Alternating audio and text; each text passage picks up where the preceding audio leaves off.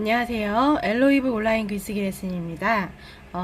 제가 또 이렇게 영상을 켠 이유는요. 또 해드리고 싶은 말씀이 생겨서예요. 제가 요즘 독서논술과 관련해서 수업을 좀 하고 있고요. 또 최근에는 또 새로운 학교로 독서논술 강사로 나가게 되었는데요. 참 많은 생각을 하게 됐습니다. 새로 가게 되는 학교 관계자분과 이런저런 이야기를 하는데 대부분의 아이들이 독서논술을 굉장히 지루하고 너무 하기 싫은 그런 수업으로 생각한다고 하더라고요.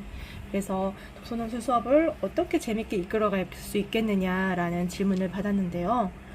사실 저도 느끼고 있었던 바였기 때문에 어떻게든 최선을 다해 답을 해드렸습니다만은 그것은 사실 선생님의 노력도 필요하지만 그 수업을 듣고 받아들이는 아이들의 마음 자세도 굉장히 중요하거든요.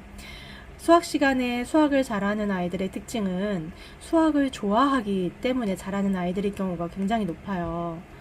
그건 뭐 영어도 마찬가지고 국어도 마찬가지겠죠.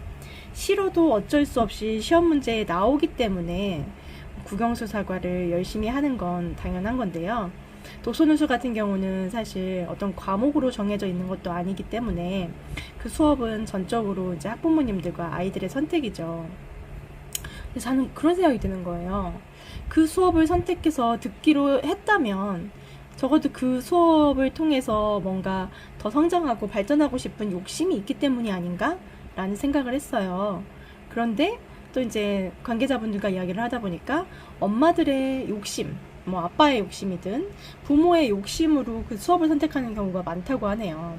아니면 사실 그 시간에 뭐 다른 거 할 게 없어서 독서논술 수업 시간이 마침 있길래 신청하는 경우도 있다라고 하시는데요.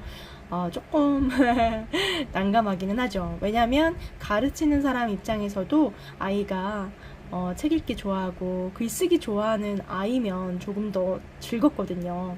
그런 걸 너무 싫어하고 하고 싶지도 않아 하는 아이들이 책상에 앉아 있다면 그 아이를 잘하도록 하고 싶은 마음이 들고 이끌어내는 것도 사실은 굉장히 어려운 일이라서요.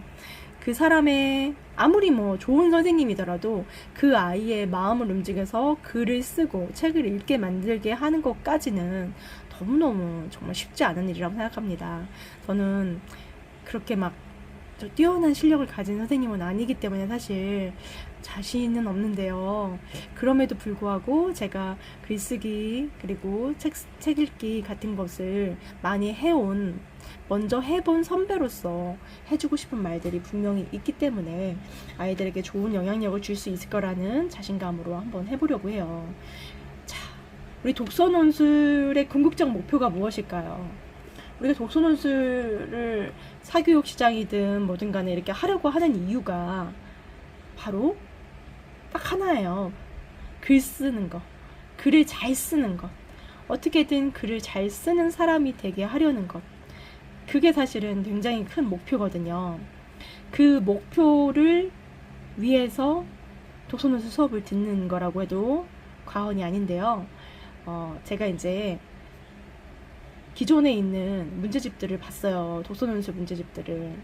수업 때 쓸 수 있을까 싶어서 봤는데 사실 제가 이런 노력은 저희 아이들을 키우면서도 좀 했는데요. 제가 아무래도 이쪽에 관심이 있다 보니까 저희 아이들 독서논술 학원을 보내기보다는 제가 직접 하려고 교재를 막 살펴봤었거든요.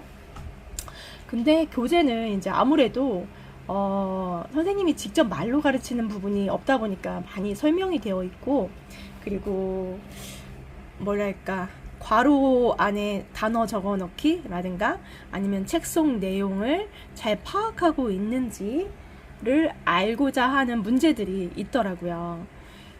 제 생각에 그거는 독서논술 수업이라기보다는 그냥 국어 과목처럼 느껴졌어요. 물론 독서논술하고 국어는 많이 통하는 분야입니다. 그렇지만 국어라는 과목이 이미 있고요. 독서논술 수업은 그런 방향으로 가면 안 될 것 같다라는 생각을 했습니다. 물론 그렇게 해도 되죠. 국어처럼. 하지만 아이들이 수업 시간에 국어를 접하고 따로 시간을 내서 방과 후에 독서논술 수업을 듣는 거라면 그럼 좀 달라야 하지 않나? 국어처럼 뭔가 공부를 하는 느낌이 아니라 내가 마음껏 글쓰기를 하고 내가 마음껏 이야기하고 내가 쓴 글을 사람들 앞에서 읽어주기도 하고 그런 시간을 갖는 게 독서논술 수업이 아닐까? 라는 생각으로 결론 지어졌어요. 그래서 저도 처음에는 어떤 교재를 사용해서 아이들과 수업을 해볼까 하다가 나는 국어 선생님이 아닌데 국어 시간에 분명히 그렇게 했을 텐데 그럴 필요는 없지 않나? 라는 결론에 도달하더라고요. 글쓰기에 정답은 없다가 저의 가치관입니다. 그러니까 엘로이북 출판사 내고 제가 글쓰기 레슨을 하면서 항상 생각했던 건 뭐냐면 글쓰기의 정답이 어디 있어? 라는 겁니다. 물론 독서논술의 궁극적 목표는 이제 사회에 나가서 혹은 학교에 갈 때 어떤 시험을 본다거나 할 때 그 시험 문제로 나온 글쓰기 주제에 맞는 글을 쓰게 하려는 게 이 수업을 듣는 부모님들의 목표일 수 있어요. 물론 그거 당연히 잘 해야죠.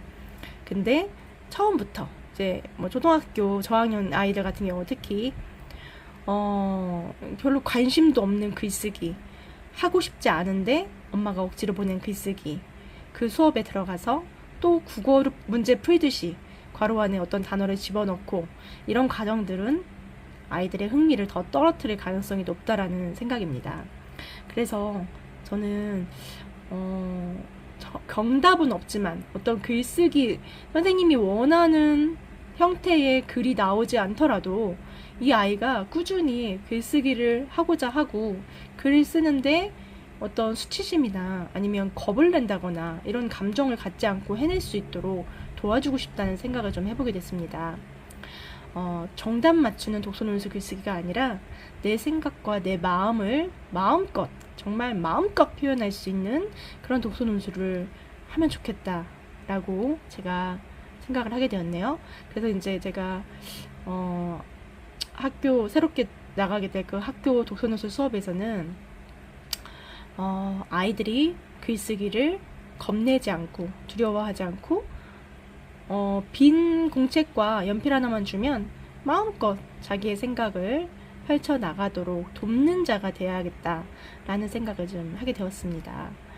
이 영상을 보시는 분들이 혹시나 아이에게 어떤 독서논술 수업을 해주고 싶은 마음에 들고 계시다면 아이가 질리지 않을 만한 수업의 형태를 찾는 게 좋을 것 같습니다. 뭐 이렇게 이 아이가 글 속 내용을 잘 파악하고 있는지, 그 이야기 전개가 순서대로 잘 전개되었는가, 주인공은 이럴 때 어떻게 행동했는가에 대한 그런 형식의 수업을 원한다면 국어학원을 갖는 게 맞고요. 그런 게 아니라 마음껏 쓰고 표현할 수 있는 능력, 창의적인 표현력 이런 거를 좀 심어주고 싶다 싶을 때는 좀 이렇게 좀 자유롭게 글 쓰는 시간을 많이 확보해주고 또 쓴 거를 선생님이 잘 읽어주고 첨삭도 해주고 그런 글쓰기 레슨을 찾는 게 좋을 것 같다라는 생각을 해봅니다. 이거는 이제 어떤 뭐 다른 국영수 과목도 그렇지만 부모님들이 사실은 그 학원에 혹은 공부방 어떤 레슨에 수업 형태에 대해서 조금 더 깊이 생각해 보실 필요가 있어요. 무조건 저 학원이 유명하니까 잘 가르치겠지가 아니라 내 아이 성향에 맞는 학원을 찾는 게 중요합니다. 그래서 독서논술 학원 같은 경우도 아이가 정말 어떤 정답 맞추기식의 그런 수업을 원한다면 그런 학원을 가시면 되고요. 그게 아니고 너무 글 쓰는 걸 힘들어하고 하기 싫어하고 너무 어려워하고 이런 아이라면 자유롭게 조금 표현하고 좀 글씨가 틀리면 어떻고 내용이 좀 이상하면 어때요? 마음대로 쓸 수 있는 그런 시간과 상황을 허락해주는 장소, 그런 학원 공부방으로 보내주셔야 한다라는 게 맞다고 생각합니다. 그러면서 점점 성장할 수 있는 거죠. 독서논술의 목표는 글을 잘 쓰는 것이죠. 글을 잘 쓰는 것. 그 글을 잘 쓸 수 있게 어떤 형태를 마련해주고 기회를 주는 그런 수업을 듣게 해주시면 좋을 것 같다는 생각을 해봅니다. 자, 지금까지 엘로이북 온라인 글쓰기 레슨이었습니다. 감사합니다.